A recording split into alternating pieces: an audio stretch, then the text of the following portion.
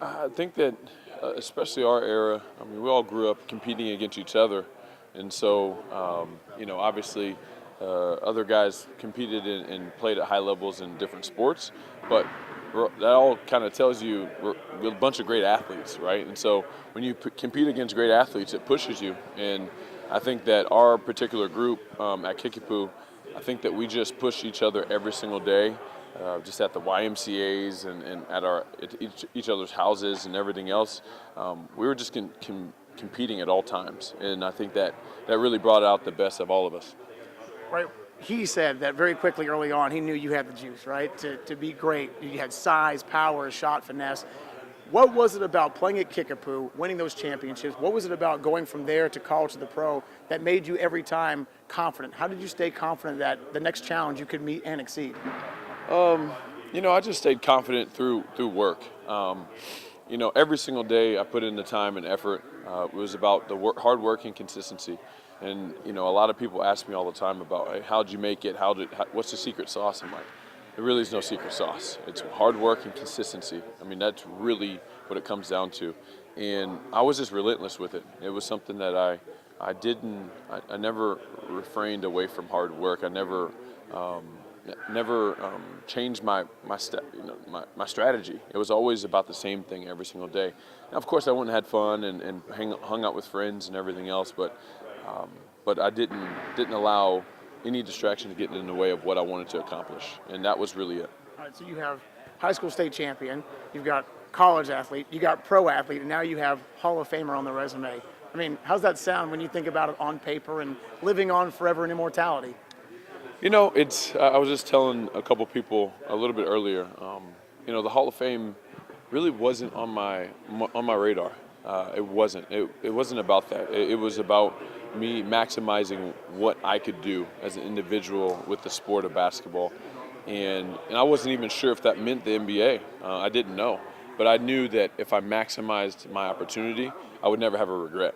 And so when it came down to it, when I got the call about the Missouri Sports Hall of Fame, I was excited, but it wasn't like I said, it wasn't a call I was waiting for, or it wasn't a call I was, in anticipation of. It was just, what a blessing, what a great opportunity to be a part of that.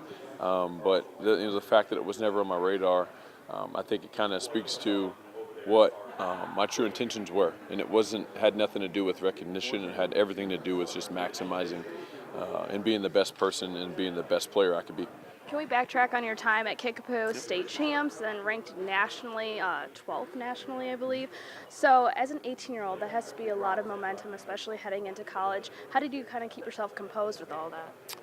Well, once we won the championship, the job was done, and I didn't even think about it ever again after that. It wasn't something I walked into college with any extra arrogance or of course I had confidence, but not really thinking about what we did as high schoolers or what we were nationally ranked. It was about what's next. How can I accomplish the next goal? How can I succeed at the next level? And so it was always about forward thinking. I might not have actually celebrated enough in the time. I think that's something that I need to still get better at. It's just celebrating the wins and celebrating the moments that happen along the way. But my brain normally just goes to the next task and the next thing I want to accomplish. So I would say that was kind of transitioning into college. It just became, all right, what do I have to do here to be successful? And just went back to the same recipe: working hard and doing it consistently.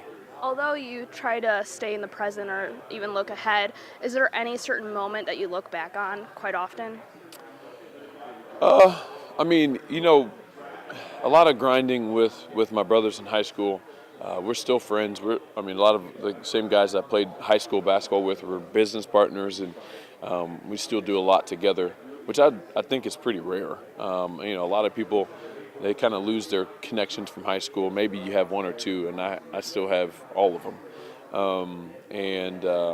So yeah, looking back to there, just kind of thinking about all the times in the gym, all the times just playing one-on-one and two-on-two, and just constantly competing. That stands out.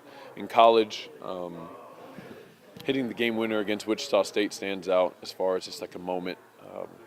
There's a lot of positive things that happened in college. Playing for Dana Altman was amazing, and he kind of helped set the tone for who I was going to be as a pro. And then in the NBA, I would say being a part of Don Nelson's all-time winningest coach game. I also had my career high that night, so it was altogether a very easy moment to remember, to be a part of history, and then also set a personal record for myself. So that was an amazing night. You're with multiple organizations, so what was that like? What were you able to pick up from each one as you moved on? What was it like? It was a lot of moving, a lot of U-Hauls, a lot of moving trucks, a lot of moving around. My wife is probably a professional mover at this moment. She's had more experience in that department than most anybody. So that was kind of number one. Number two, one of the things I learned is to always be ready and to always just be flexible, honestly, because each team and each system is different. Each coach is different. And so just always trying to, adjust on the fly and being able to, one time I signed a contract with the Memphis Grizzlies at 5:15, and we had a game at 7:30, and I played and had a good game. And it was because of the ability to adjust and just on the fly, never practiced with anybody, never played with any of the guys on the team, but was just able to pick it up. And that's what I learned probably the biggest is just be flexible, be malleable, and success will follow you.